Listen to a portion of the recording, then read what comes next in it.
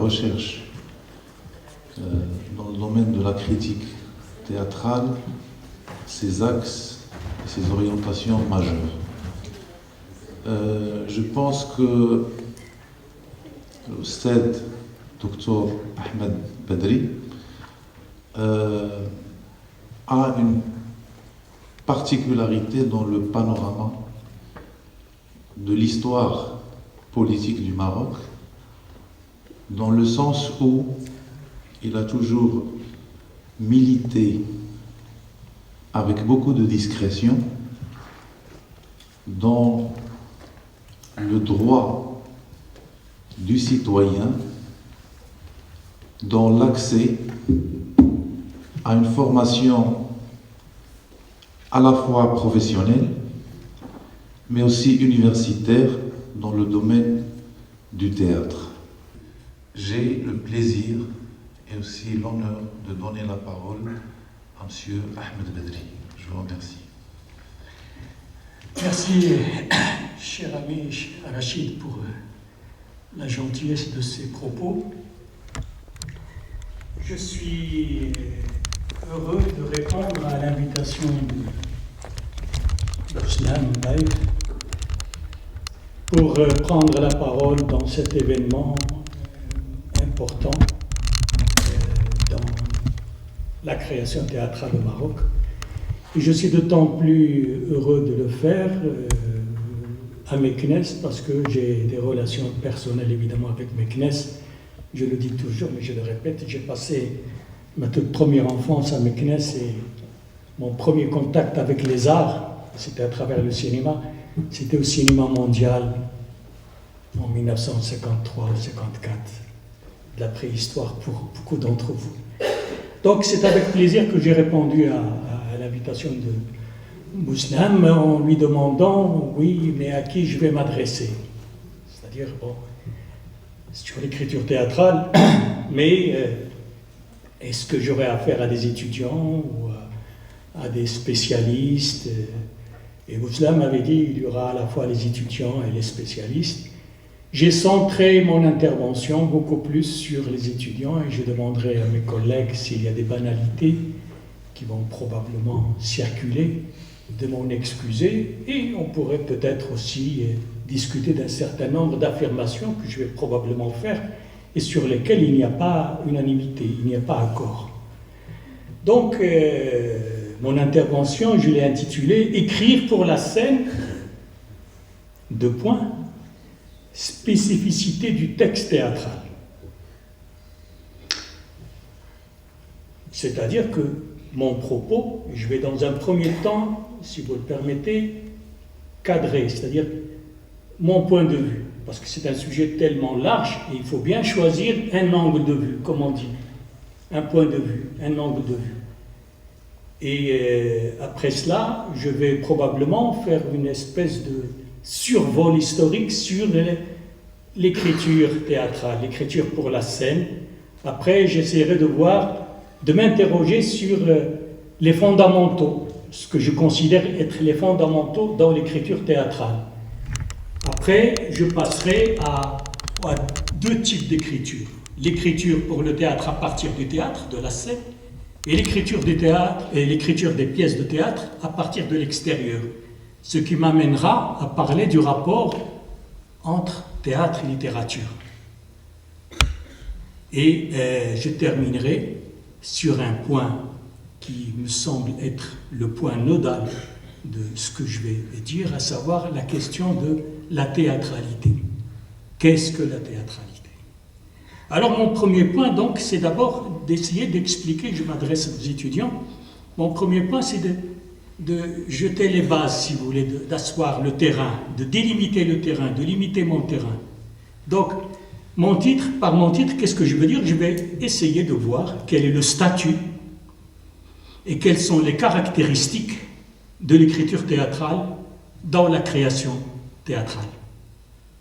Autrement dit, en quoi le théâtre est un art spécifique, en quoi il est particulier dans le système des beaux-arts, à savoir architecture, musique, peinture, etc., littérature, etc., etc., etc. Donc, ce qui est propre au langage particulier du théâtre et qui le différencie des autres arts, le cinéma, le roman, la revue, le cabaret, bref, différentes formes de spectacle. Vous me direz, c'est très ambitieux. C'est sûr, je veux juste vous signaler un peu le cadre, mais je vais essayer de focaliser sur des points sur lesquels je peux parler pendant, je suppose, 1 heure, 3/4 d'heure, comme ça. 1 heure, Bon. jusqu'à 1 heure, on peut aller jusqu'à 1 heure. Alors, le cadre général, donc, le cadre général, si vous voulez, c'est la question de qu'est-ce que la littérature? Qu'est-ce que la peinture? Qu'est-ce que le cinéma? Est-ce que tout ce qui est filmé, c'est du cinéma? Est-ce que tout ce qui est écrit sous forme de dialogue, c'est du théâtre?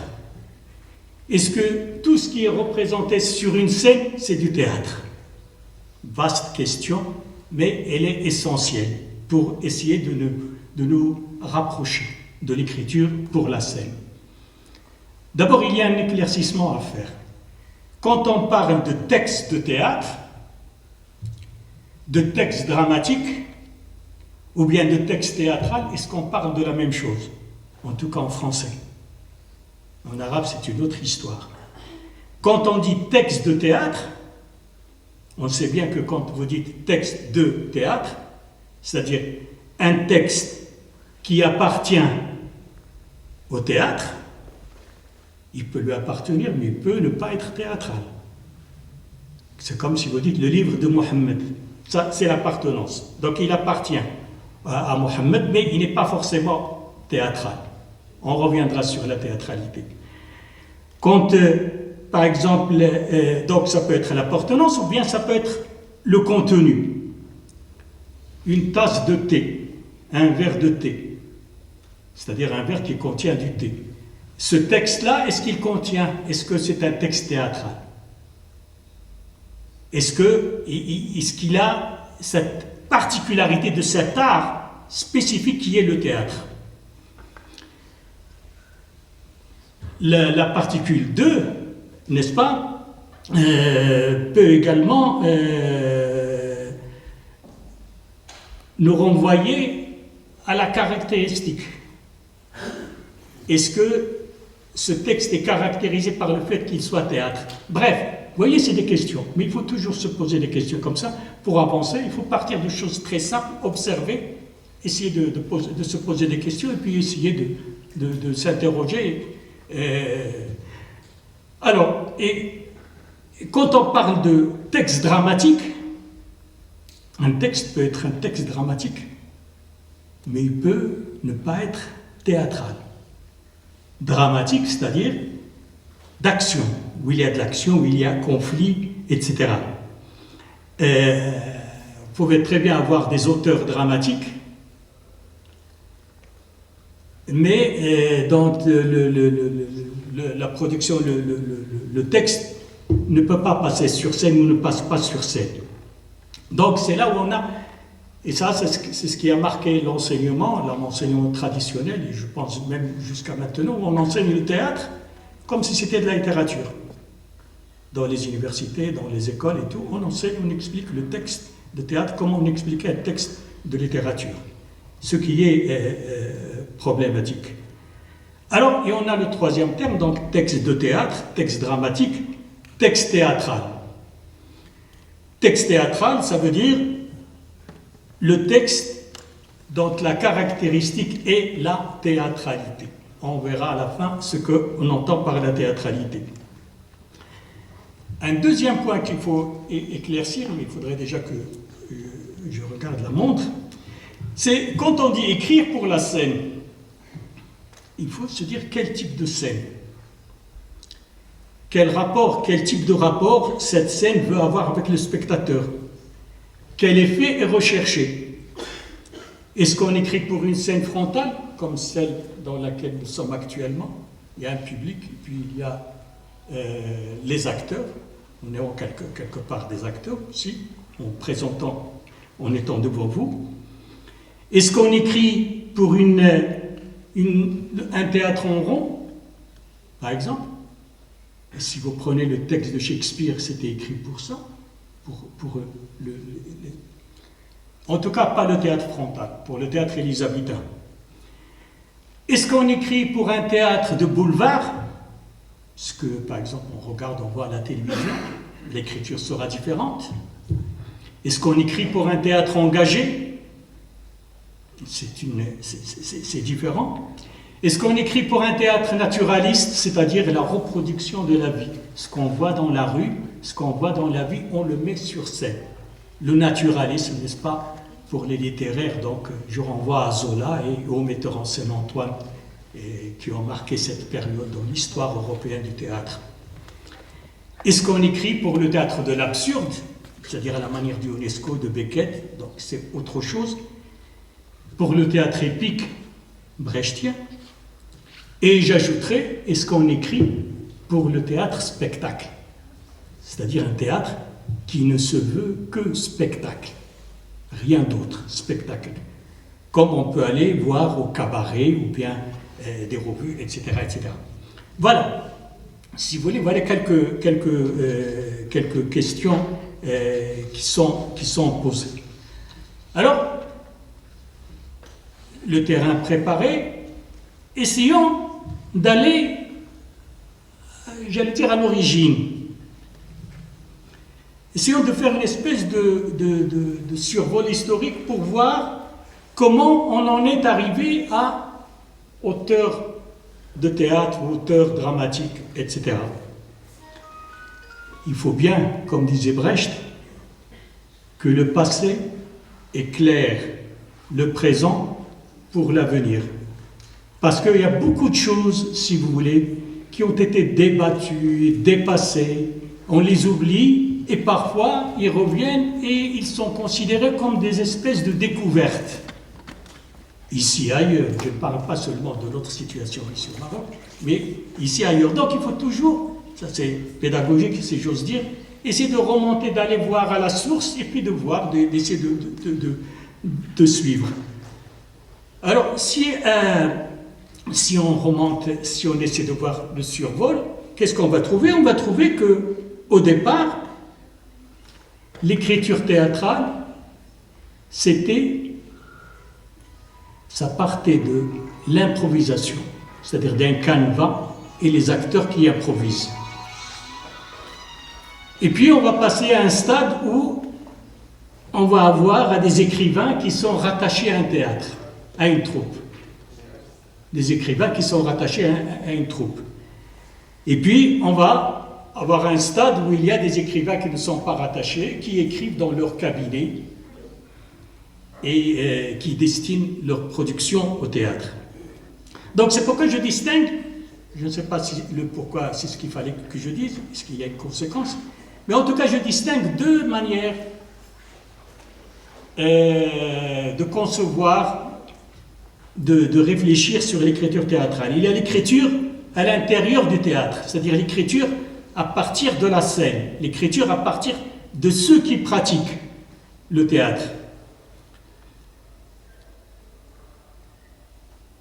Parce que, avant d'être une affaire d'écrivain, par la suite donc de dramaturge, l'écriture pour la scène est née à l'intérieur de la scène, elle est née de la scène. Donc, l'aspect pratique, l'aspect concret, l'aspect palpable de l'artisanat. L'artisanat. Le théâtre, c'était une espèce d'artisanat, de choses palpables, pratiques. On peut remonter à la Grèce. On sait très peu de choses de la Grèce.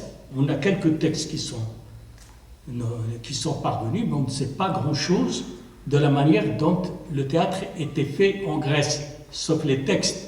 On sait qu'il y avait des coutures, les acteurs étaient masqués, etc., etc. On a les textes de Sophocle, d'Euripide, etc., etc. Mais on sait peu de choses, d'une manière générale, on sait peu de choses donc de la manière dont ça se passait. Mais ce qu'on sait par contre, c'est que ces auteurs-là dirigeaient leurs répétitions. C'est eux, enfin, ils étaient, parce qu'on les imagine, on se dit Échille, Sophocle, comme si c'était des auteurs en dehors du théâtre. Non, c'est eux qui dirigeaient les répétitions. C'est-à-dire, c'est ça ce que j'appelle l'écriture à partir de l'intérieur du théâtre, pas de l'extérieur.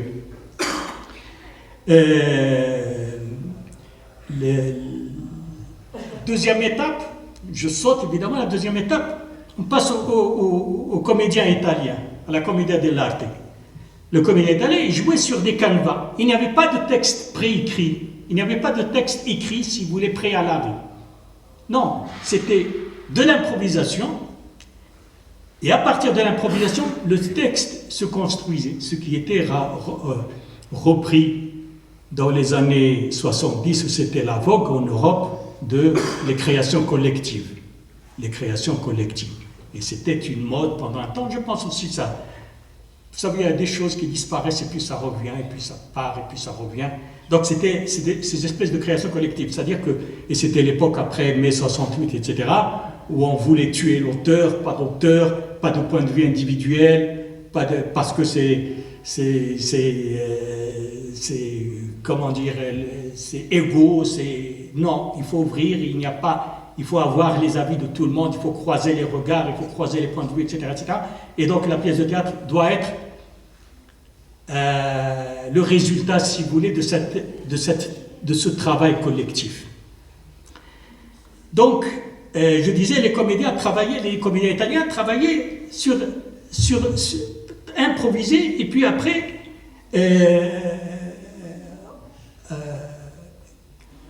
mettez un texte, donc le texte était ajouté, voilà l'expression, voilà ce qu'il faut dire. C'est-à-dire qu'il y avait le jeu, voilà ce sur quoi je veux insister. Il y avait le jeu, il y avait l'écriture concrète, et puis on ajoutait, le texte était surajouté. On le verra après quand on parlera de rapport théâtre et littérature. Vous avez le cas de Shakespeare et de Molière. Mais je vais parler du cas de Shakespeare rapidement, d'après l'étude d'un très grand metteur en scène et théoricien qui a marqué vraiment le théâtre, qui n'est pas très connu, enfin, tout est relatif, qui est Gordon Grec. Il a dans l'art du théâtre, il a montré que Shakespeare, il a dit, enfin, il essaie de dire que si on prend les pièces de Shakespeare, on les attribue, on dit c'est Shakespeare qui a écrit ça. Hamlet, c'est une pièce de Shakespeare.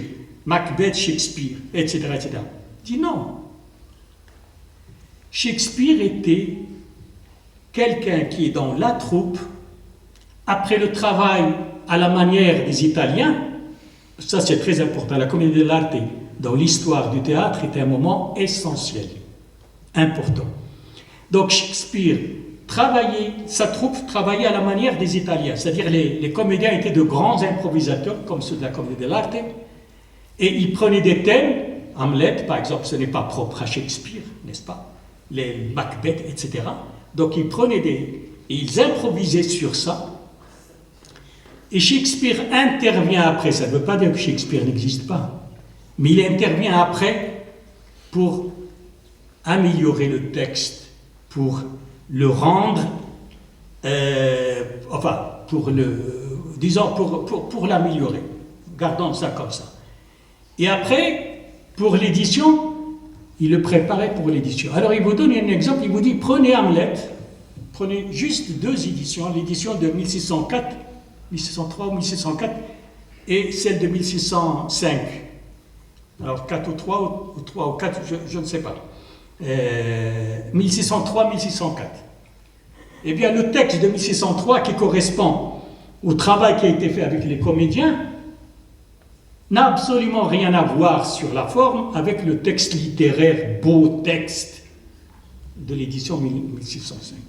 C'est-à-dire que Shakespeare travaille avec les comédiens, et ce sont les comédiens qui disent non, on dit ça, on va faire ça, on fait ça, on va faire ça, et après, lui, il travaille le texte et il le rend publiable. Alors, Gordon Grec nous invite, je ne l'ai pas fait, mais les chercheurs peuvent peut-être le faire, il vous dit, prenez le texte de l'édition 1603 et prenez l'édition 1604 et vous verrez que j'ai raison.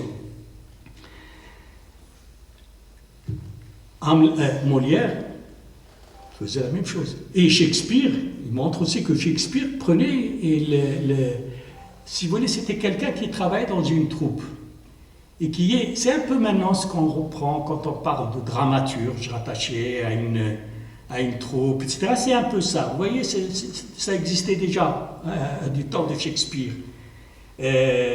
Molière, on le sait bien aussi, Molière aussi, il était plus que Shakespeare parce qu'il écrivait, mais il écrivait aussi en fonction des comédiens qu'il a, de ses comédiens. Et Molière était un homme de la planche, un homme concret, si vous qui connaissez le théâtre, donc qui écrivait à l'intérieur du théâtre. Alors, voilà, ça c'est une espèce de préparation. Maintenant, je vais m'aventurer à vous dire qu'est-ce que je considère comme fondamentaux de l'écriture théâtrale. Et ça, je m'adresse beaucoup plus à des étudiants. C'est-à-dire que si vous prenez, il ne faut pas oublier que le théâtre est une forme issue des spectacles, des rituels, du rite, des célébrations, etc. Mais qu'à un moment donné, eh bien, ce n'était plus cela. On a inventé un acteur. Et puis un deuxième. Et à partir vous avez un et deux, ils dialoguent. Et c'est ça le théâtre. C'est ça le théâtre, c'est le dialogue. Le théâtre, avant tout, c'est le dialogue. Et le théâtre était né en Grèce dans sa forme esthétique. Je ne parle pas des origines, si vous voulez. Il était né en même temps que la démocratie à Athènes. Ça, c'est formidable. C'est-à-dire que le théâtre, c'était le lieu, pas seulement le spectacle, mais c'était le lieu où on parlait des problèmes de la cité, du problème du pays. Et pour les étudiants, je m'excuse auprès des collègues de dire ces banalités, mais en Grèce, donc vous avez le chœur, hein, le chœur qui représente le point de vue de la ville, de la cité, et vous avez le roi ou les princes, etc., et les héros, et vous avez les problèmes de la cité. Et par exemple, quand vous prenez une pièce comme Antigone, il y a une guerre entre deux pays, disons, et un prince est allé avec l'ennemi pour faire la guerre contre son propre pays. Il est mort. Il est mort parce qu'ils ont perdu la guerre. Alors c'est un traître, c'était un traître, c'est un traître, il est mort. Est-ce qu'il faut l'enterrer ou pas? Alors c'est l'histoire d'Antigone. Alors c'est discuté au niveau de la cité, voilà.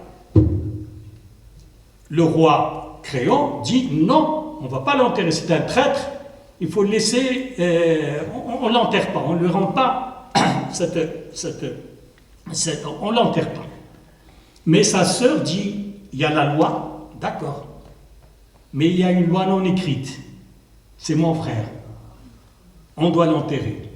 Alors, et puis le cœur, il donne parfois raison à ça, parfois raison, donne les arguments, l'autre argument, etc. Le théâtre, c'est le dialogue. Le théâtre, c'est le dialogue. Et à son départ, au départ. Donc, pour moi, à partir de ça, si vous voulez, de cette affirmation, mais qu'on peut discuter, bien entendu, quels sont, selon moi, les éléments que je prends qui sont les fondamentaux du théâtre?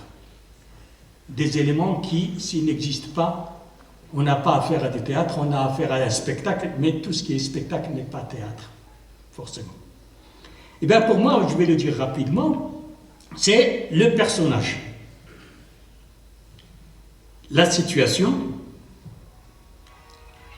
la composition, l'action et l'exposition. Je vais essayer très rapidement, j'ai parlé pendant combien de temps? Je suis juste au début. Alors, les personnages.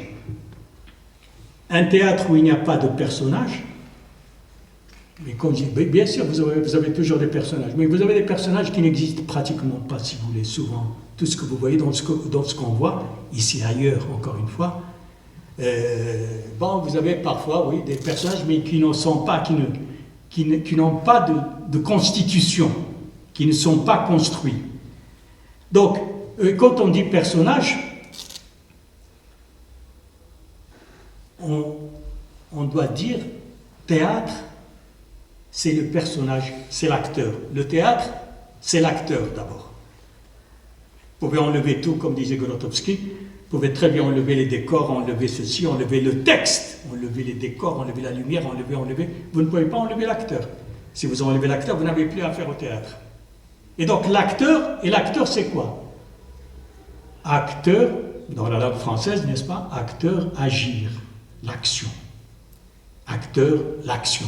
C'est pourquoi Pirandello me disait, ce n'est pas le drame qui fait les personnages, ce sont les personnages qui font le drame.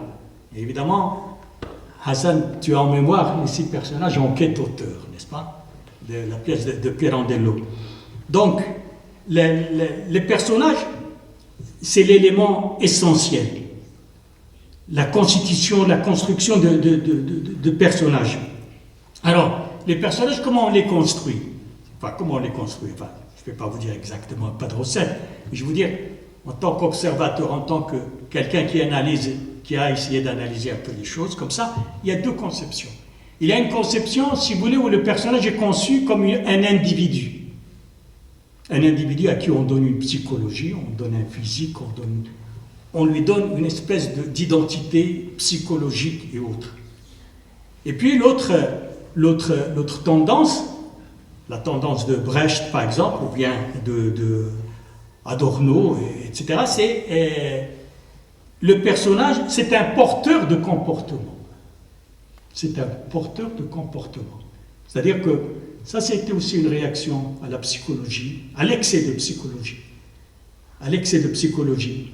Et ça va dans le sens du théâtre engagé, etc. C'est-à-dire que, je ne sais pas si j'ai marqué ici une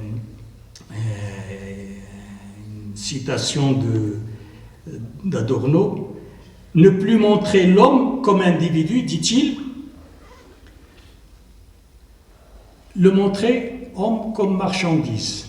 C'est-à-dire que dans le monde qui est le monde matérialiste, matériel, dans lequel nous vivons, l'homme est un produit. Pensez à Homme pour homme de Brecht, ou pensez au personnage de Brecht. C'est un produit de l'histoire, c'est un produit de la société, c'est un produit déterminé par l'environnement. Alors vous avez ces deux tendances, ça se discute, ces 2 tendances, mais il y a un élément qui est essentiel, c'est que, sinon 2, c'est que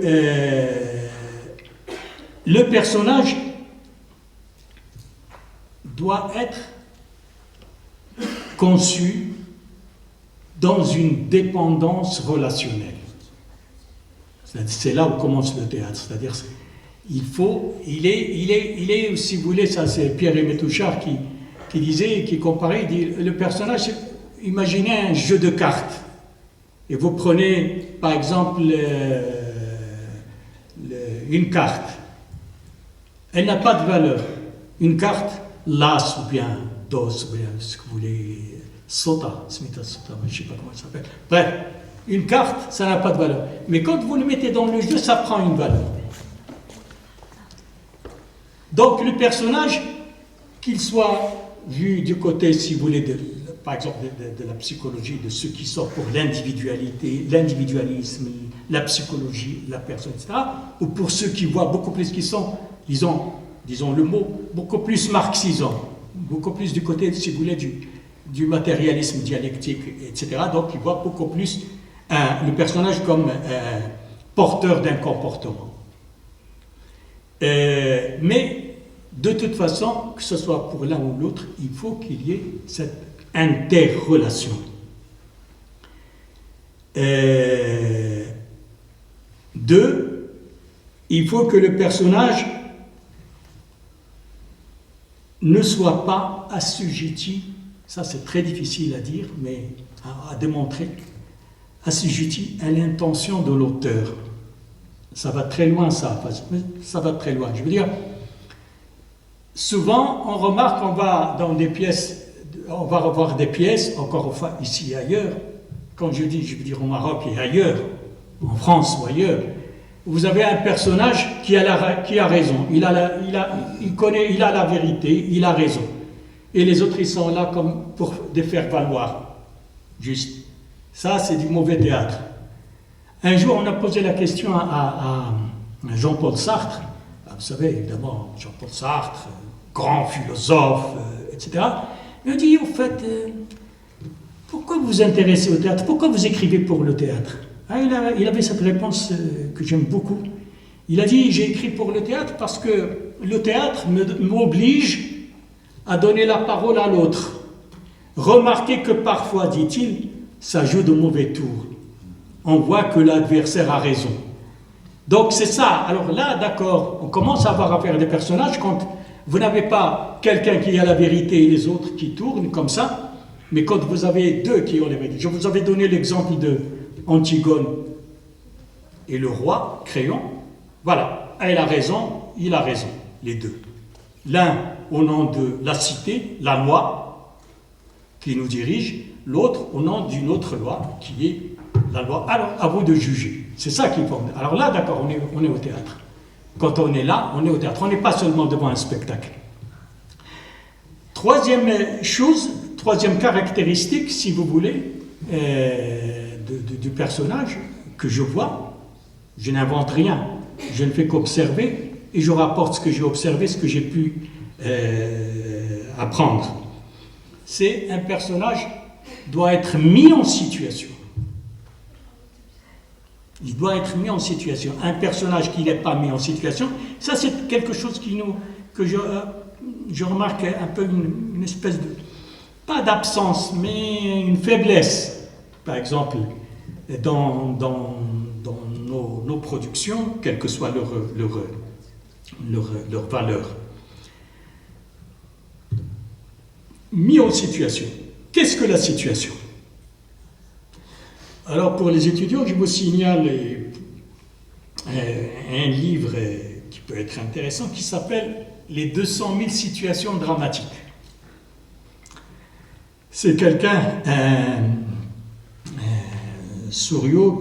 Étienne Souriau, qui a écrit un livre qui s'appelle « Les 200 000 situations dramatiques ». C'est-à-dire qu'il vous dit, en fait c'est un titre piège, parce qu'il vous dit, ce n'est pas 200 000, c'est 210 141. Évidemment, avec une teinte, si vous voulez, d'humour, quoi. D'humeur. D'humour, du moins. Alors, 200 000 situations, c'est-à-dire que si vous prenez le théâtre, dit-il, si on prend le théâtre et qu'on essaie de voir quelles sont les situations, on peut les compter. Et en fait, pourquoi il a fait ça? Parce que il y a quelqu'un qui a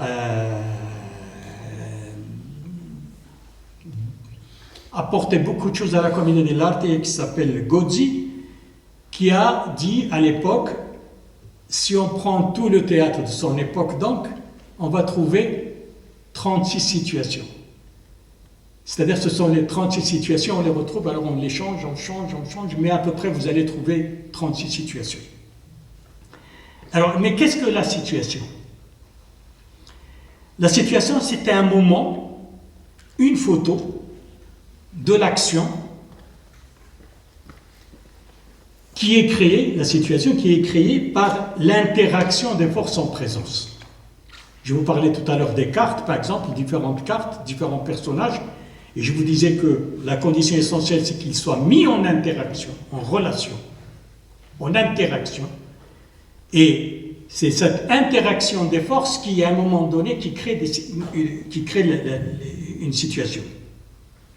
Donc, c'est le personnage, si vous voulez, qui est mis en rapport avec un autre personnage ou avec une question, juste une question, l'individu.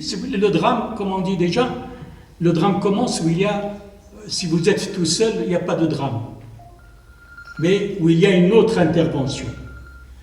Alors ça peut être quelqu'un d'autre, ou ça peut être juste une question qui vous préoccupe, ou ça peut être un objet. Prenez les films de Charlie Chaplin, par exemple, comment il construit ces situations. C'est avec des objets, un objet, ou avec des personnages, un objet, etc. Et donc c'est là ce qui crée les situations.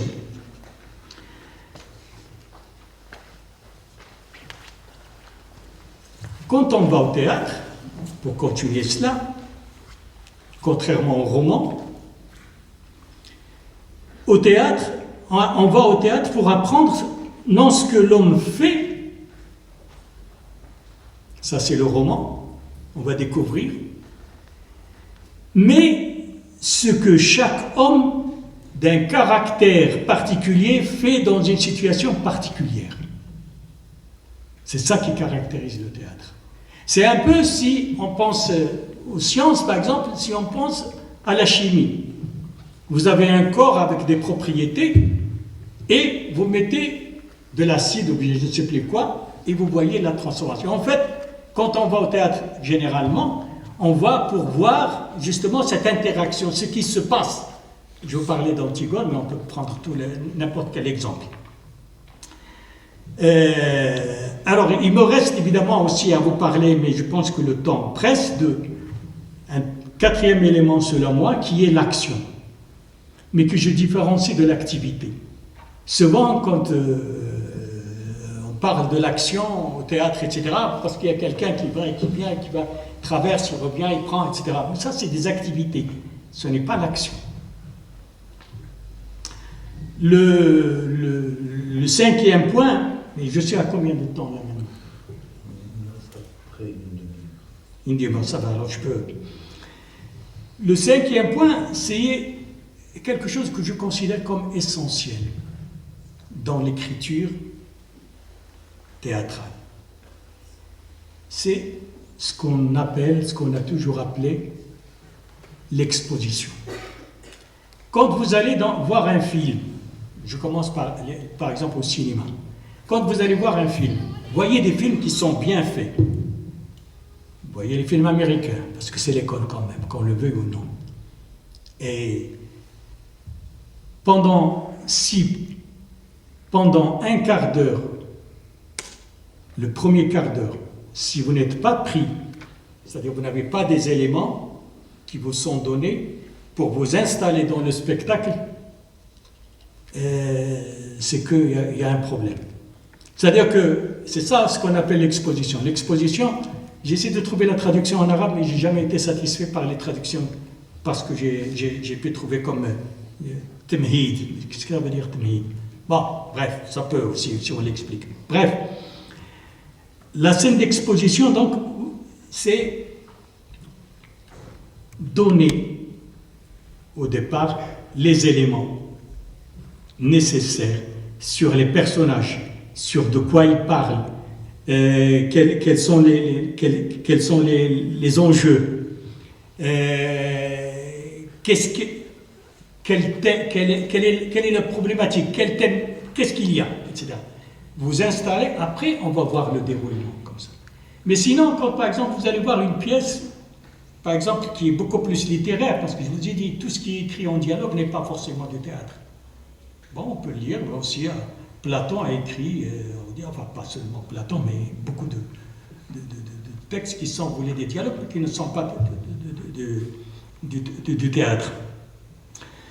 Je ne sais pas si j'avais prévu, par exemple, de vous donner deux textes, de vous lire rapidement, deux textes, un du répertoire classique de Tartuffe, de Molière, et un du théâtre dit anti-théâtre, n'est-ce pas, au théâtre des années 50, au théâtre de l'absurde, théâtre, etc., qui est En attendant Godot de Beckett.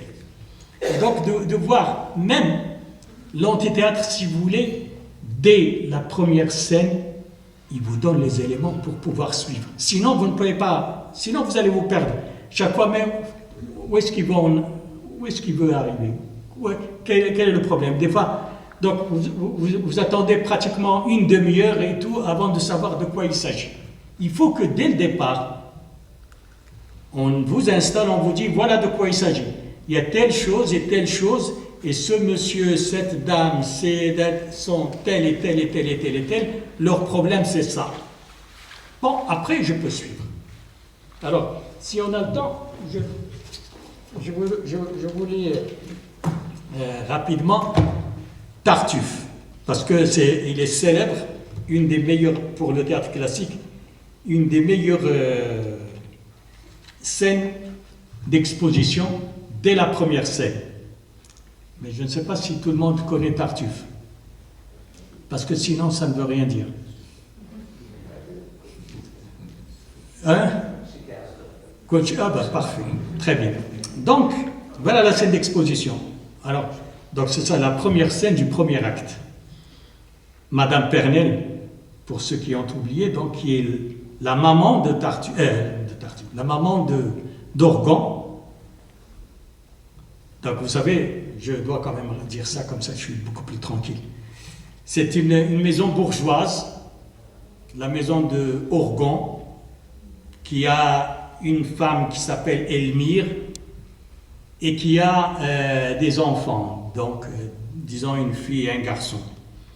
Et ce monsieur s'est laissé séduire par un Tartuffe, par quelqu'un qui donne l'impression d'être très religieux et tout ça, qui fait beaucoup de prières, bref. Et ce monsieur l'a accueilli chez lui à la maison. Il l'a accueilli, alors la maman d'Orgon aime beaucoup ce frère, aime beaucoup ce soi-disant frère, tout ce que vous voulez. Et les enfants ne l'aiment pas parce qu'ils pensent que c'est un hypocrite, que c'est quelqu'un qui a un masque, mais que c'est un hypocrite, etc. Alors, ça c'est la pièce. Bon, après la pièce se déroule, après il sera démasqué à la fin, passons. Mais alors voilà la première scène. Vous allez voir que tout est fait dès la première scène. Madame Pernelle. Alors, Madame Pernelle, il y a la bonne qui est avec elle qui s'appelle Flippote. Allons, Flippote, allons. Que d'eux je me délivre. D'eux, c'est-à-dire la femme et les enfants. Alors, Elmire, la femme d'Orgon, dit vous marchez d'un tel pas qu'on a peine à vous suivre. Vous remarquez déjà, parce que dans le théâtre classique, on ne mettait pas beaucoup d'indications scéniques. Mais là, les indications scéniques sont contenues dans le texte. Alors, dès que vous lisez les deux phrases comme ça, vous voyez quoi? Vous voyez une dame qui est en colère, qui s'en va, et qui... Vous marchez d'un tel pas qu'on a peine à vous suivre. On n'arrive pas à vous suivre, vous marchez très vite. Donc, vous voyez la scène déjà. Vous voyez, c'est ça le théâtre aussi. C'est visualiser. Un texte de théâtre, il visualise l'action. Il visualise ce qu'il y a derrière les mots. Madame Pernelle, laissez ma bru. Dès le départ, ça y est, laissez ma bru. Donc, il s'adresse pour le spectateur, parce que, voilà, le spectateur, il arrive. Qu'est-ce qu'il va voir? Il va voir une vieille dame qui dit à une dame qui est là, ma bru. C'est-à-dire, c'est là, l'épouse de son mari, l'épouse de son fils. Laissez ma bru, laissez, ne venez pas plus loin. Ce sont toutes façons dont je n'ai pas besoin. Donc, vous voyez, dès le départ, il y a cette bagarre. Elmire, de ce que l'on vous doit envers vous, on s'acquitte. On fait notre devoir, on vous doit quelque chose, donc on vous accompagne. Mais ma mère, d'où vient que vous sortez si vite? Mais ma mère, vous voyez déjà, justement, la présentation des personnages, sans indication scénique, mais tout est contenu dans le texte. Elmire, oui, Elmire, donc, de ce que l'on vous doit, de ce que l'on vous doit, envers vous, on s'acquitte. Mais ma mère, d'où vient que vous sortez si vite? Qu'est-ce que vous avez? Pourquoi vous... Madame Pernelle, c'est que je ne puis voir tout ce ménage-ci, et que de me complaire, on ne prend nul souci. Oui, je sors de chez vous, fort mal édifié. Dans toutes mes leçons, j'y suis contrarié. On n'y respecte rien. Chacun y parle haut. Et c'est tout justement à la cour du roi Péto. Donc voilà, il va de faire il dit, je sors, vous m'énervez, dans cette maison, vous êtes mal élevé. Je saute exprès parce que le texte, je ne vais pas vous prendre beaucoup de temps comme ça. Donc elle s'énerve et tout. Et puis alors,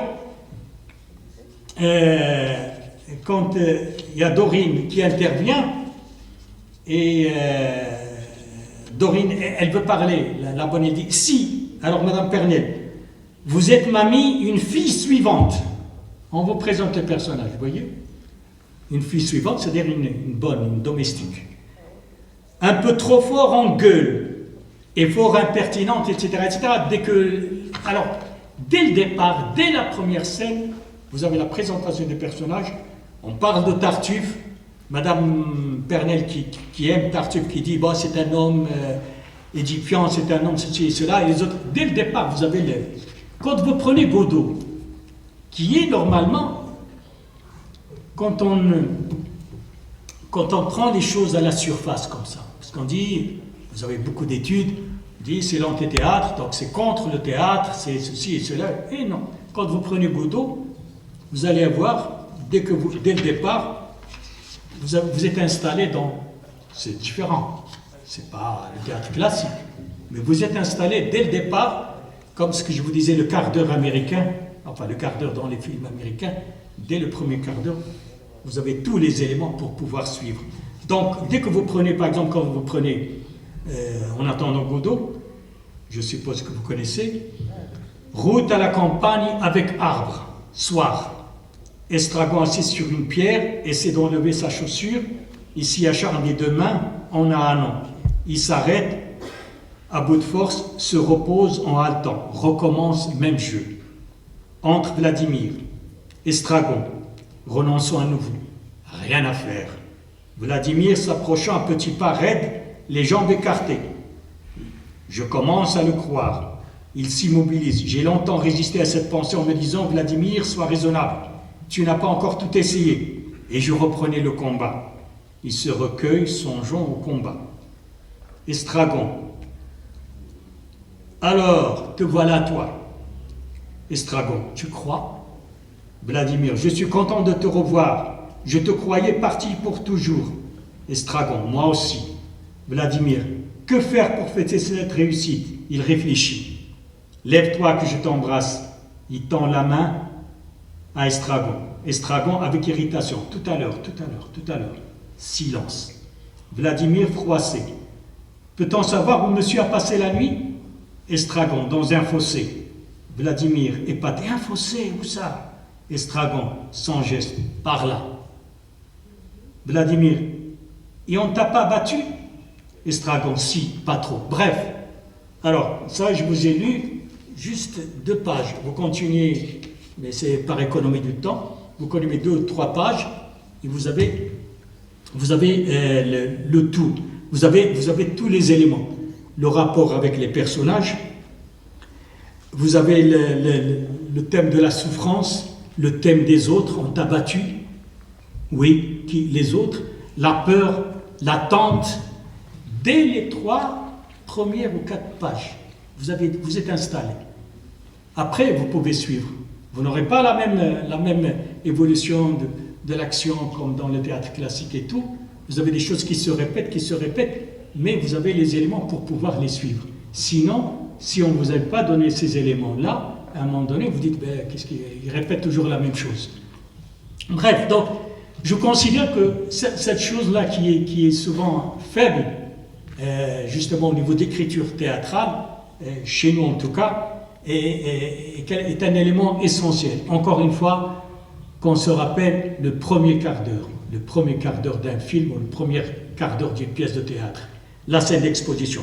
Bon, il me restait aussi à vous dire au niveau fondamental, au niveau de ces fondamentaux, la question de la composition du rythme. Une œuvre, qu'elle soit musicale, plastique, picturale, si elle n'est pas rythmée, est ennuyeuse. Et comme disait Brooke, le diable c'est l'ennui. Au théâtre, le diable c'est l'ennui. Donc le rythme, ça veut dire quoi? Le rythme, ça veut dire d'abord il y a une chose qui naît, qui se développe et qui meurt. Le rythme, ça veut dire les contrastes aussi. Et donc, les oppositions. Donc, opposition, transformation, contraste et les transitions. Donc, voilà, si vous voulez, pour moi, mais on peut en discuter, donc le 6e élément, si vous voulez, constitutif de l'écriture théâtrale. Alors, il me reste maintenant à essayer de dire 2 ou 3 choses sur ce que j'appelle la physiologie du texte théâtral. C'est-à-dire quand vous prenez un texte théâtral, quelle est sa physiologie, comment il se présente. Banal, mais il faut dire des banalités souvent pour pouvoir construire après. Alors, une définition, je ne sais pas à qui elle appartient, mais je l'ai mise entre guillemets. Le texte théâtral, c'est celui qui écrit le dit. J'ajouterai et le non-dit. Le texte théâtral, c'est celui qui écrit le dit. Ajoutant le non-dit. Qu'est-ce que ça veut dire? Écrire le dit. C'est-à-dire que ce qui est écrit n'est pas fait pour être lu. Il est fait pour être dit. C'est-à-dire que ce qui caractérise le théâtre, et quand on écrit, mais pour l'entendre, et non pas pour le lire. Le texte théâtral n'est pas fait pour être lu. On peut le lire, bien sûr, mais il est fait avant tout pour être dit. C'est-à-dire que les mots sont conçus, ou devraient, les mots avec lesquels vous faites le texte de théâtre, vous faites les dialogues, devraient être conçus de manière à changer de nature, à passer à l'oralité. Ça, c'est un point important. Vous avez souvent, on voit souvent des pièces de théâtre dans lesquelles les gens parlent comme on parle dans la rue, et très, très bien. Mais dans ce cas, dans la rue, je vais entendre ce que disent les gens. Il y a plein de théâtres. Hein. Vous arrêtez de voir n'importe quoi. Plein. Mais quand je viens au théâtre, comme disait Peter Brook aussi, c'est que je viens voir autre chose, pas seulement les conversations qu'il y a dans la rue. Quand je viens au théâtre, je viens voir un concentré avec un point de vue, enfin, quelque chose qui relève de l'art, et non pas juste le quotidien. Je ne vais pas prendre les tranches de vie, n'est-ce pas, et les transposer sur scène. Donc, le dit, c'est-à-dire l'oralité, les mots qui doivent changer de registre, passer du stade, de l'écrit à l'oralité. Et quand je dis le dire, qui écrit le dire, c'est pas seulement ce qui est prononcé, c'est la respiration du comédien. C'est ses mouvements, c'est l'affectivité. C'est-à-dire un mot, et c'est ça, quand vous prenez les grands auteurs, les grands auteurs de théâtre, évidemment vous avez tout ça, vous pouvez lire et relire et lire et relire. En tout cas, moi je le fais, je lis, je ne sais pas, j'ai dû lire 5 ou 6 fois les mêmes pièces de Tchekhov. Bouslam sait que j'ai une affection particulière pour Tchekhov. Et chaque fois, vraiment, je trouve autre chose. Chaque fois, c'est un plaisir de voir. Mais je le lis avec les yeux de metteur en scène, si vous voulez. C'est-à-dire, vous lisez et puis vous dites qu'est-ce qu'il y a, comment je visualise, c'est comme ça d'ailleurs qu'on devrait enseigner le théâtre à l'université. C'est dire, comment vous voyez l'espace qui est décrit ici? Arbre à la campagne avec arbre. Vous voyez, texte de de Beckett. Route à la campagne avec, virgule, avec arbre. Soir. Pas le soir, un soir, non. Route, pas la route, pas une route. Route à la campagne avec arbre. Soir. Estragon, etc., etc. Alors, aux étudiants, on va mettre très bien. Tiens, alors, comment vous voyez cette route? Route, est-ce que c'est une route? Arbre, c'est quoi cet arbre? Alors, évidemment, et si on lit le texte, et quand vous allez le texte, vous allez voir qu'il y a beaucoup de choses. Qu'on parle à un moment donné, Estragon dit à Vladimir, tu te rappelles quand on travaille dans ce site, tu te rappelles les 2 larrons, le Christ et les 2 larrons, qui étaient crucifiés en même temps que le Christ, etc. Tu te rappelles, etc. Et alors cette route à la campagne, vous voyez, ça colorie, ça donne une identité à cet espace qui est indéterminé, qui est n'importe quoi au départ, route à la campagne avec arbre, etc. etc. Alors voilà, j'espère, normalement, comment devrait être l'enseignement du théâtre dans les écoles déjà, et à l'université. Donc, je vous disais, le texte, celui qui écrit le dit et le non-dit. Donc je vous ai dit le dit, ça veut dire ce qui est destiné à être dit, l'intonation, la musicalité, la voix, la phrase, comment elle est faite, pas n'importe quoi, pas la phrase de la rue. La phrase de la rue, je l'entends encore une fois, mais je veux maintenant vous l'écrivez. Donc vous écrivez pour le théâtre. Le non-dit, vous savez, tout le monde le sait, mais pour les étudiants, donc je vous rappelle seulement, le non-dit, c'est ce qu'on appelle le sous-texte. C'est-à-dire que vous avez un texte qui est écrit, mais il y a un sous-texte, c'est-à-dire le non-dit. C'est ça, quand je vous disais tout à l'heure, le texte théâtral, celui qui écrit le dit, il faut ajouter et le non-dit aussi. Et le non-dit. Donc, là aussi j'avais un exemple, mais je n'ai pas le temps. J'avais un exemple, mais essayez de le faire, puisque vous connaissez tous Tartuffe, et j'avais pris ces deux textes comme exemple, si vous voulez. La scène 4 de l'acte 2. La scène 4 de l'acte 2, où il y a Valère et Marianne. Marianne, c'est la fille d'Orgon, et Valère, disons, c'est son fiancé. Et alors il y a une scène où, ce qu'on appelle le dépit amoureux, où les deux se rencontrent. Alors Orgon veut donner sa fille à Tartuffe. Il la destine à Tartuffe, parce qu'il est sous le charme de Tartuffe, il lui donne la maison, tout.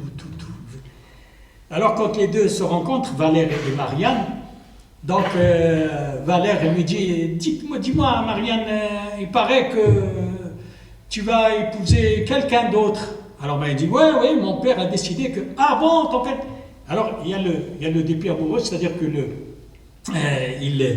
il parle d'une chose, mais il y a derrière cette chose-là autre chose, parce qu'ils s'aiment eux. Ce qu'il lui dit, très bien, puisque ton père veut te donner, que tu es d'accord, allez, vas-y, ouais, c'est ce que je vais faire, etc.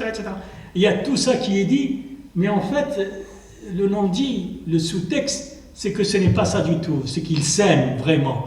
Et alors, voyez, si on avait le temps, on aurait pu faire l'exercice, on aurait pu lire ça. Donc, le texte de théâtre, c'est un texte où il y a des trous, contrairement au roman, si vous voulez. Au roman, donc, il y a des descriptions, des cris. Par exemple, imaginez un romancier qui veut décrire ce décor-là, il ne va pas vous dire route à la campagne avec arbre, soir. Vous savez, une description, une écriture pour le roman. Donc le texte de théâtre, c'est un texte où il y a beaucoup de trous. C'est un texte où il y a des trous. Il y a le sous-texte, il y a des trous. J'allais dire différent du roman, proche du scénario, du cinéma, bien que c'est autre chose.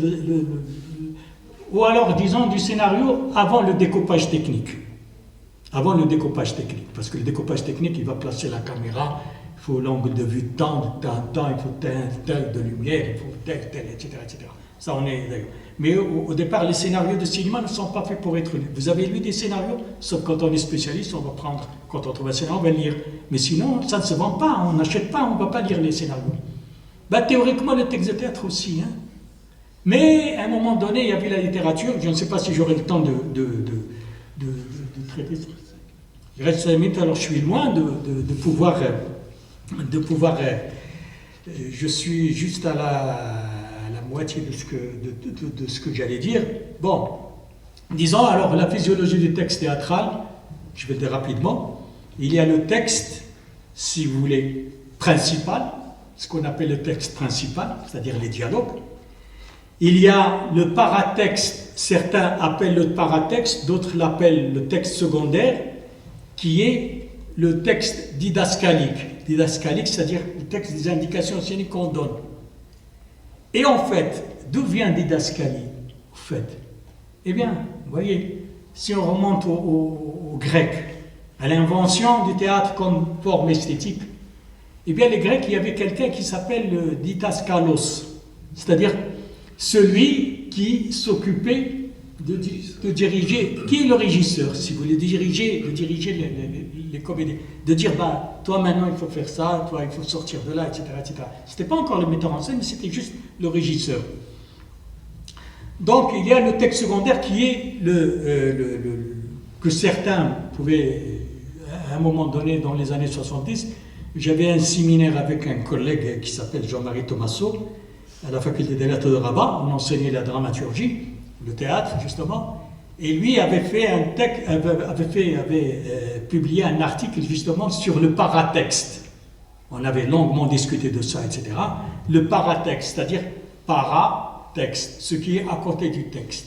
Alors quel est ce paratexte? C'est-à-dire, ce sont les indications scéniques, les didascalies, c'est les préfaces quand il y a des préfaces, c'est tout ce qui est autour du texte. Texte principal, texte secondaire, paratexte, etc. J'ajouterai le texte lit, c'est-à-dire dans un texte, mais pas partout. C'est-à-dire que, par exemple, si vous prenez les pièces de Brecht, vous avez le dialogue, vous avez les indications scéniques que le metteur en scène traduit en mouvement, mais chez Brecht, vous avez parfois les codes de Brecht, parce qu'il n'est pas le seul à le faire, Piscator aussi, etc., etc., des textes qui sont projetés, ou bien qui sont sur des espèces de banderoles et tout ça, qui interviennent. C'est-à-dire que le spectateur écoute le dialogue, entend le dialogue, écoute le dialogue, mais il y a un texte aussi qu'on lit. Et donc, et puis donc, je vous disais, il y a le texte principal, le texte secondaire, le texte à lire, le sous-texte, donc le texte invisible. Et qu'est-ce qui fait la réputation d'En attendant Godot de Beckett? S'il n'y avait pas les mises en scène qui ont été faites de Godot, il n'aurait pas le succès qu'il a maintenant.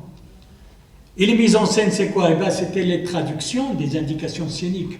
Et vous savez que Beckett, comme Jean Genet, d'autres écrivains, mais ces deux-là, étaient très très sévères vis-à-vis des mises en scène. C'est-à-dire que les mises en scène, il les suivait et il n'admettait pas qu'on fasse n'importe quoi. C'est un autre sujet, ça.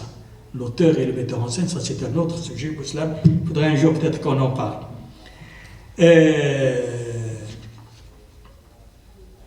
Voilà, si vous voulez, il me reste à vous dire en 2 mots, mais alors là je vais faire très très vite, l'écriture de l'extérieur, c'est-à-dire le rapport c'est-à-dire des littéraires qui écrivent pour le théâtre. Des gens, si vous voulez, qui ne sont pas du métier, parce que jusqu'à présent, je vous ai parlé des gens qui sont dans le métier, mais des gens qui ne sont pas dans le métier, mais qui écrivent pour le théâtre. Et ça, je l'ai additionné, si vous voulez, à un chapitre, si j'avais à le développer, qui s'appelle donc « Écriture de l'extérieur, théâtre et littérature ». Alors, historiquement, je vous ai parlé des Grecs, c'était des hommes de théâtre, de la comédie dell'arte des hommes de théâtre, de Shakespeare, Molière, etc. Maintenant, à un moment donné, à partir des improvisations, on a dépassé ce stade et puis chaque troupe avait quelqu'un qui écrit pour la troupe. Dans l'histoire du théâtre, si vous voulez. C'est-à-dire quelqu'un qui est rattaché à une troupe et qui écrit pour la troupe. Et donc, c'était un stade, arrive le stade où ce quelqu'un n'était plus dans la troupe, mais il écrit une pièce et puis tel metteur en scène un jour prend ce texte, tel, etc. Des gens totalement de l'extérieur. Alors, ce qui fait qu'à un moment donné, la littérature a pris le dessus sur le théâtre. C'est-à-dire le théâtre est devenu, dominé par la littérature. À tel point qu'à un moment donné, on dit la représentation, dans l'histoire du théâtre, en Europe en tout cas, à un moment donné, on pense que la représentation théâtrale avilit le texte, et que le texte de théâtre est fait pour être lu.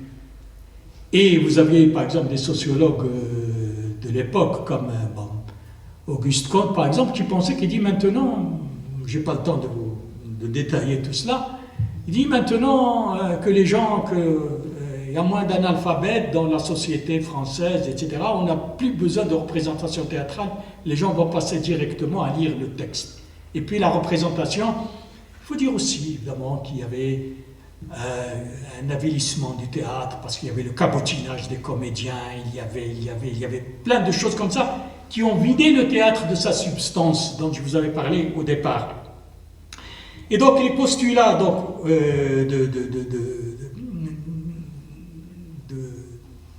de cette tendance, parce qu'en fait il y a deux tendances.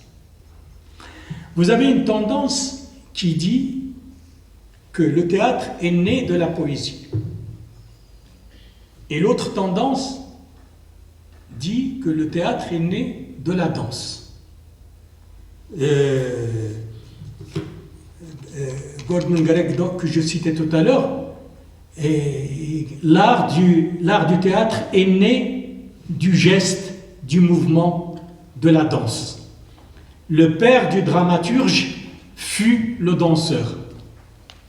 Alors pour d'autres, c'est beaucoup plus le poète. Donc tout ça, si vous voulez, va orienter un peu ces deux orientations. Est-ce que le théâtre est né de la danse, du mouvement, etc. ou il est né de la littérature? À un moment donné, c'était le côté poésie, littéraire, qui dominait. Et donc, à un moment donné, le théâtre était devenu, enfin, de la littérature, mais vidé de théâtre. Et puis arrive, alors je le dis en deux mots, et alors en deux mots, je peux même le dire en un seul mot. Non, en deux mots. Donc à un moment donné, si vous voulez, ça c'est la révolution du XXe siècle, où vous aviez d'un côté Antonin Artaud, j'avais prévu de vous en parler, mais une autre fois, et Gordon Grec, qui voulait en finir, c'est d'ailleurs un titre d'un passage dans le théâtre et son double, en finir avec les chefs-d'œuvre, en finir avec la littérature, séparer le divorce de la littérature et du théâtre. Le théâtre doit être autonome. Le théâtre, c'est l'acteur, le mouvement, le geste, c'est la théâtralité. Alors là, je termine quand même, je vous donne cette citation puisque je n'ai pas le temps de vous dire tout ça. Je vais vous donner, puisque j'avais cité la théâtralité. Qu'est-ce que la théâtralité? Eh bien, je vais vous donner ça à méditer. Alors, voyons. La théâtralité, la voilà. Alors, c'est Roland Barthes qui a donné cette définition de la théâtralité. Qu'est-ce que la théâtralité? C'est le théâtre moins le texte. C'est une épaisseur de signes et de sensations qui s'édifie sur la scène à partir de l'argument écrit. C'est cette sorte de perception œcuménique des artifices sensuels, gestes, tons, distance, substance, lumière, qui submerge le texte sous la plénitude de son langage extérieur. C'est dans les essais critiques, page 42. Ben écoutez, je n'ai pas le temps de tout, de vous dire tout ce que je voulais vous dire, mais ce sera une autre occasion. Je vous remercie de votre attention.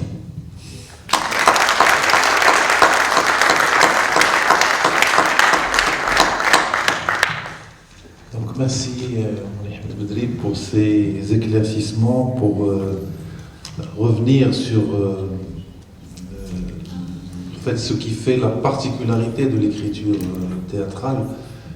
Il y a parfois des vérités qu'on a tendance à oublier, et c'est bien des fois de les rappeler, toujours dans un souci, comme je l'ai dit au début, dans un souci pédagogique et didactique. Donc, Daif, on a 10 minutes. 10 minutes. Donc, on a 10 minutes si vous voulez échanger, poser des questions, soulever des éclaircissements. Donc voilà. Qui m'a demandé, à travers notre ami Abdelali Sebari, et qui pose les questions que peut-être qu'on n'a pas soulevées, que tu n'as pas soulevées dans ton exposé, mais peut-être on peut en parler. C'est la relation entre l'auteur dramatique et le metteur en scène. C'est-à-dire, comment est-ce que tu vois cette relation entre ces deux créateurs? Oui. S'il n'y a pas d'autres questions, je peux répondre. إذا كان شي تساؤلات بالعربية راه كانت بالعربية بطبيعة الحال. La question est essentielle, je pense. Et au Maroc, le problème de l'auteur et le metteur en scène, c'est une question qui se pose, qui est là. Il faudrait qu'on en parle, il faudrait qu'on le discute. On est toujours, quand on parle de ces questions-là, on se situe dans le contexte général, dans le monde, si vous voulez. La question de la relation du metteur en scène et de l'auteur est des questions débattues, c'est-à-dire qu'il y a une histoire, il y a des acquis, il y a des livres qui sont écrits sur ça, et il faut qu'on en profite. C'est-à-dire il faudrait qu'on prenne le résultat. Où est-ce qu'on en est aujourd'hui? La question, c'est que la révolution théâtrale du XXe siècle s'est faite par les metteurs en scène. C'est-à-dire que ce sont les metteurs en scène qui ont, j'allais dire, chassé l'auteur. Ça, c'est l'extrême. Ils ont chassé l'auteur, ou bien ils l'ont obligé à être sous leur autorité. Parce qu'il y avait un abus de littérature. Je pensais vous dire aussi ça, c'est-à-dire c'était prévu. Bon, et vous savez, l'excès est toujours mauvais. Il y a un excès de metteurs en scène aussi. C'est-à-dire que les metteurs en scène ont pris tellement de pouvoir qu'à un moment donné, ils ont écrasé l'auteur et ils ont transformé le théâtre en pur spectacle aussi. C'est-à-dire vous chassez le texte, vous chassez une œuvre d'art, c'est quoi? C'est un contenu, une forme et un esprit. Donc, le rapport sain entre l'auteur et le metteur en scène existe évidemment. C'est le meilleur exemple, c'est-à-dire la collaboration entre l'auteur et le metteur en scène, chacun dans son domaine. Sauf quand le metteur en scène est aussi auteur, ce qui est aussi le cas. Ou alors que l'auteur soit metteur en scène. Beckett, à la fin, mettait en scène ses propres pièces de théâtre, etc. Donc, vous avez, à travers l'histoire, il y avait deux tendances. À un moment donné, par exemple, la tendance, disons, pour la France, par exemple, de Jean Vuillard, pas lui uniquement, mais qu'il représentait, qu'il résume, c'est le respect de l'auteur, le metteur en scène serviteur de l'auteur, le metteur en scène au service du texte, qu'il essaie de comprendre, dont il essaie de prendre ce qu'il doit prendre, etc. Il est au service Alors là se construit une collaboration. Et des collaborations, on en a dans l'histoire, justement, où vous avez des auteurs, même ceux qui ne font pas du théâtre, si vous voulez, qui sont devenus auteurs de théâtre grâce à la collaboration avec le metteur en scène. Je peux parler pour des cas que je connais, par exemple de Jouvet avec Giraudoux, de Claudel avec Barrault, etc., etc., etc., etc. Donc, la relation saine, c'est la collaboration des deux. Mais évidemment, vous avez un théâtre des metteurs en scène. Mais encore une fois, je pense que ce sont les excès c'est-à-dire qu'il y a un excès d'un côté ou un excès de l'autre, si vous voulez. Le spectateur dans tout ça, vous n'avez rien dit. Eh bien, justement, quand par exemple j'avais fait allusion à ces aspects, l'exposition, c'est parce qu'on écrit pour le spectateur. Et le spectateur, quand il est là, il ne peut pas consulter un dictionnaire, il ne peut pas revenir en arrière comme quand je lis le roman ou là une poésie, etc. Je peux lire et puis je peux revenir et puis j'avance, etc. Donc il faut que le spectateur soit au cœur, évidemment, de l'écriture. C'est-à-dire, il ne va pas quand il suit une pièce, il voit une pièce de théâtre, il suit une pièce, donc il ne va pas consulter le dictionnaire pour comprendre ce que l'autre a dit, ce que tel personnage a dit, par exemple. Il ne peut pas revenir en arrière, etc. Donc le spectateur est au cœur, c'est-à-dire sans spectateur, il n'y a pas de théâtre. Donc quand j'écris pour le spectateur. Et j'avais fait allusion, par exemple, au départ, quand je disais quel effet je cherche, l'écrivain, quel effet je cherche, qu'est-ce que je cherche? Je cherche le théâtre de boulevard, à faire du théâtre de boulevard, j'écris pour le théâtre engagé, j'écris, avant tout, c'est le spectateur. Parce qu'il y a deux choses qui sont essentielles au théâtre, l'acteur et le spectateur. Ça, vous enlevez tout, mais un acteur et le spectateur. Et la théâtralité, bon, je n'ai pas eu le temps justement de dire, la théâtralité commence. Théâtre, ça veut dire quoi? Voir, au départ, en français en tout cas, la langue dans la langue française. Enfin, à partir du grec, évidemment. Théatron, c'était le lieu d'où on voit.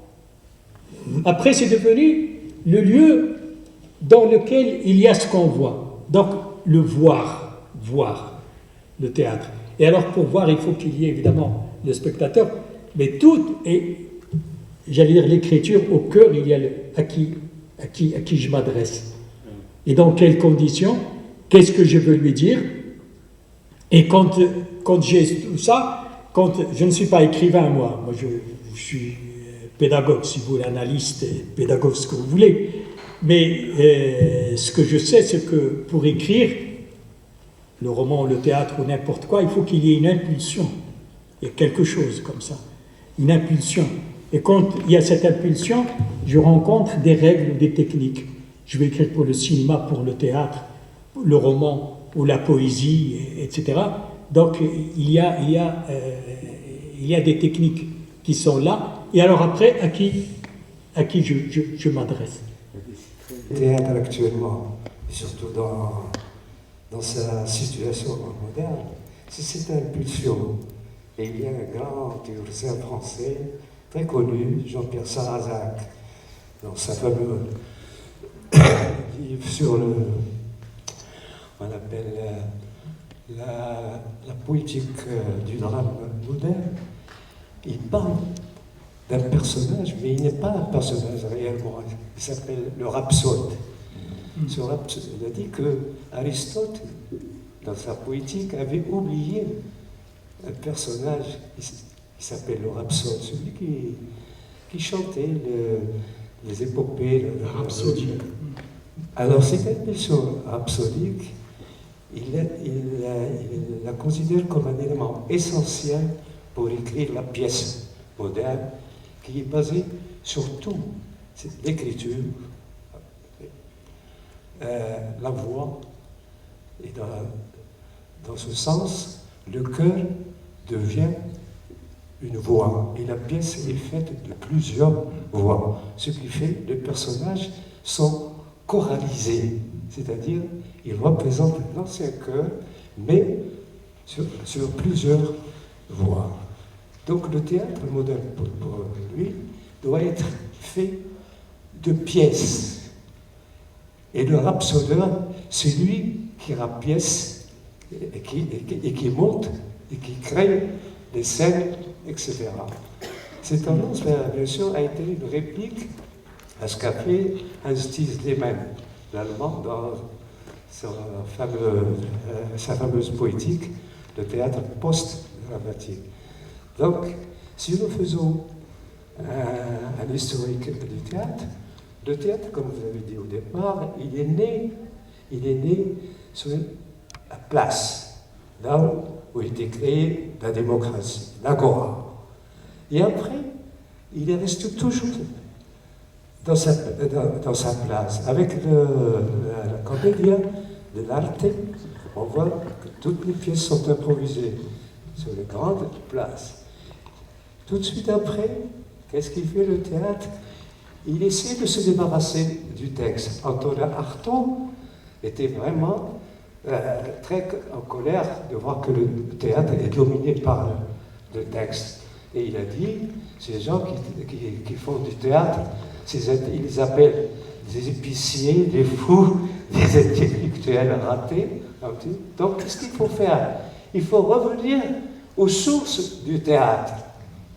Et il faut rethéâtraliser le théâtre, c'est-à-dire revenir au sens, au spectacle ancien, les fêtes, etc. Et faire de la scène un composé d'éléments. Il faut que la scène soit gorgée de sons, de danse, etc. Que fait le théâtre moderne? La même chose. Il fait appel à ce qu'on appelle aux médias, à des spectacles hors du théâtre, du domaine du théâtre. Et ce qu'il fait maintenant, on dit que le théâtre travaille hors de son quartier ou hors de son domicile, qui est le texte. Mais toujours est-il, on ne peut jamais, le texte ne disparaîtra jamais, il restera toujours l'élément essentiel de la pièce. Donc en soi, qu'on le veuille ou non, comme l'a très bien dit C. Hassan, on ne peut pas se débarrasser du texte. C'est une utopie. Le texte est là, il restera toujours là. Bien évidemment, c'est sa place qui a changé. Il n'a plus la même importance. Le rôle de la critique théâtrale dans l'opération théâtrale en général. Merci. Eh bien, je profite du fait que mon ami Hassan ait soulevé cette question. Moi, j'avais prévu justement, je vous avais annoncé que j'allais terminer par la théâtralité. Malheureusement, j'étais pris par le temps, et parce que justement, aussi bien Artaud dans le théâtre et son double, côté France, disons, que Gordon Grec, côté anglo-saxon, insiste beaucoup sur ce qui caractérise la théâtralité, à savoir justement l'hétérogénéité, c'est-à-dire quelque chose d'hétérogène, c'est-à-dire que ce n'est pas homogène, il y a plusieurs éléments de nature différente, et que ces éléments, la lumière, la couleur, le rythme, la musique, le verbe, le mouvement, le physique, le costume, bref, tous ces éléments-là qui sont des composants du théâtre. C'est pourquoi on dit justement, pourquoi? Parce que la réaction contre la littérature qui a dominé, c'est que le logocentrisme, le logos, la parole qui était le centre. Dans l'histoire du théâtre français, par exemple, on disait à un moment donné, on va écouter Racine. Mais chez Radim Chichoufou, une pièce de Racine, on va pas voir, on ne dit pas, on va voir la pièce de Racine, on va écouter Racine, on va écouter Corneille, on va écouter, etc. Et donc ça, c'était la domination, du logo.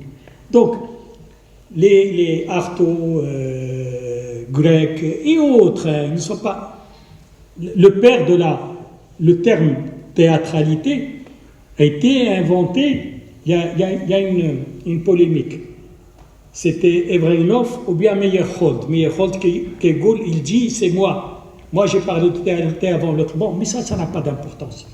Mais quand ils ont parlé de la théâtralité, eh ben, c'était ça, justement. Le théâtre, je vous disais, Barthes, la citation de Barthes que je vous ai lue tout à l'heure, en fait, Barthes a résumé quelque chose qui était dit par Meyerhold, Evreynov, Appia, la Suisse, Appia en Suisse, Evreynov et Meyerhold en Russie.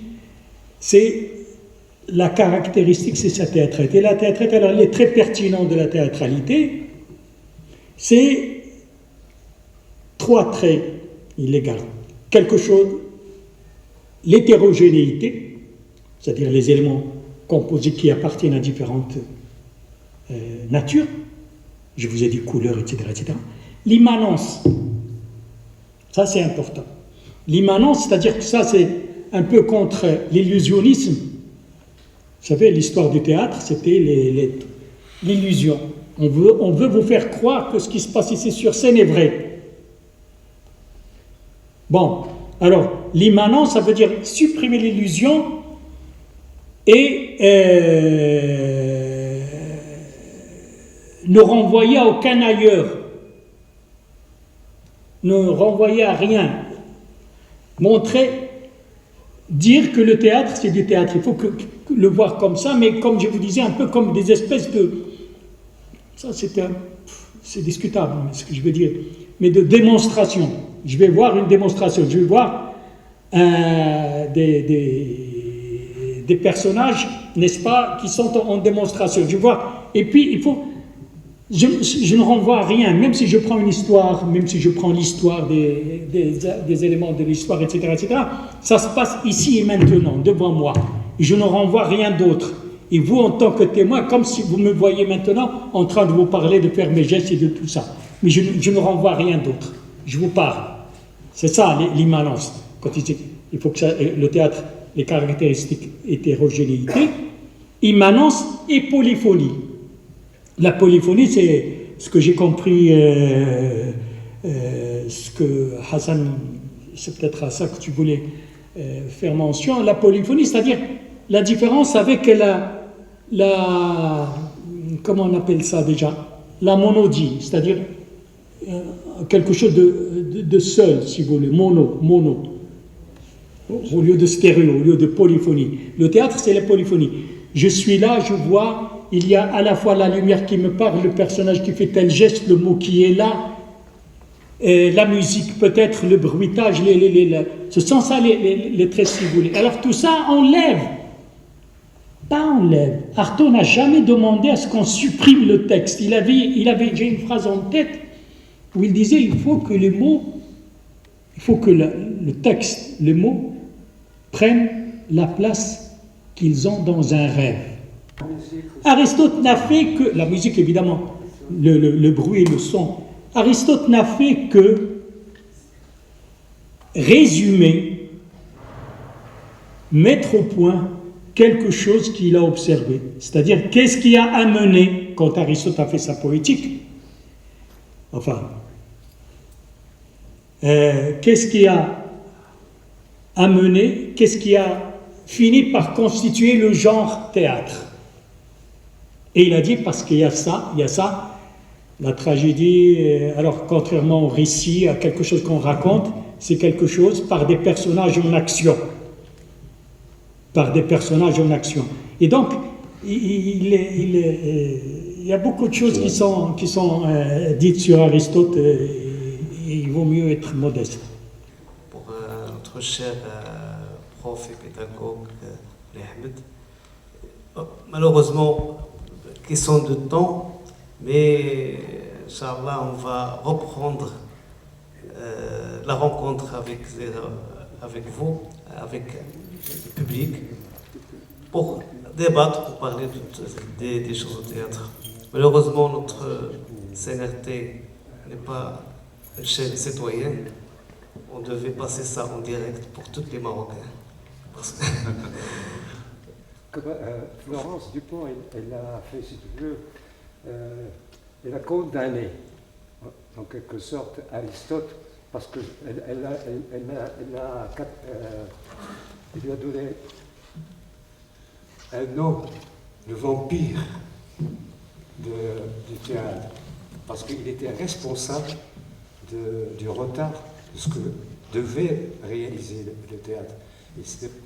Le bouquin, effectivement, a fait un ravage en France, on en parle jusqu'à maintenant. Oui.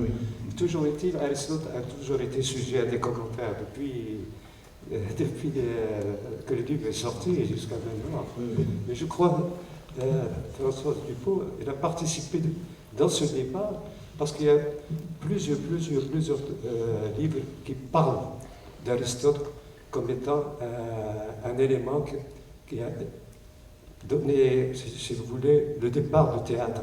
Mais après, il était le fautif parce qu'il n'a pas permis aux autres de créer. Et c'est pour ça que Artaud, n'a jamais fait mention d'Aristote dans son bouquin. Il parle de son théâtre à lui. C'est le poète.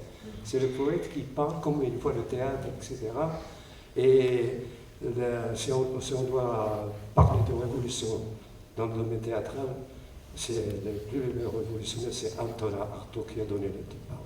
Et puis Bertolt Brecht, bien sûr. Et c'est pour ça que quand on revient à la crise de ce qu'on appelle le théâtre actuel, cette crise a commencé avec la domination du roman au XVIIe et XVIIIe siècle, parce qu'on voulait à tout prix romaniser le théâtre. Mais Peter Jondi, le grand théoricien allemand, dans sa poétique aussi du drame moderne, il parle de cette problématique entre l'épique, le lyrique et la narration. Et ce qui fait que le théâtre a toujours été, il a toujours côtoyé ces genres, si vous voulez. Mais malheureusement, actuellement, ce qui se passe dans le domaine de création, on ne parle plus d'acteurs, on parle uniquement du metteur en scène. Le metteur en scène, c'est le grand maître. Et le nouveau texte, d'ailleurs, le texte actuel du théâtre, c'est ce qu'on appelle le texte matériel, qui est fait par le metteur en scène. Et dans ce sens, il y a plusieurs expériences qui ont été tentées dans le théâtre occidental, des œuvres célèbres, comme par exemple l'Enfer de Dante, a été écrit théâtralement par les metteurs en scène et présenté sur scène. Mais dans ma jeunesse, j'avais la même position, si vous voulez. Quand on lit, on relit des choses, et puis ce n'est pas la faute à Aristote, c'est ce qu'on a fait d'Aristote. Par exemple, la règle des trois unités, par exemple, ne sont pas. Aristote n'en a pas parlé. Et quelqu'un, par exemple, comme l'auteur de Le théâtre de l'opprimé, Augusto Boll, par exemple, eh ben, il tape beaucoup sur Aristote. Mais à la fin, il vous dit, quand la société sera libérée, parce que pour lui, c'est une phase en Amérique latine, le théâtre au service de la révolution, du changement, etc. Mais il a dit, quand on sera libéré, quand on reviendra, on peut revenir. Parce qu'Aristote, encore une fois, Aristote n'a fait que montrer, et qu'est-ce qu'il a dit? L'action, spectacle, chant, etc., etc. Mais ce sont les doctes qui ont sorti des règles, qui ont effectivement emprisonné le théâtre dans des règles parfois absurdes. Et quand Artaud et les autres sont arrivés et tout, ils tapaient beaucoup plus sur ce qu'on a fait d'Aristote que d'Aristote lui-même. Mais là, on parle beaucoup d'Aristote, on se croirait revenir à Molière, aux malades imaginaires. Encore une fois, merci. Merci Moulay Ahmed, merci cher ami Rachid, merci pour votre qualité d'écoute, merci c'est Hassan Nounéi. On a une pause de 10 minutes, on prend avec رائحة القهوة من العراق وفرنسا. Dans 10 minutes, on se retrouve. D'accord.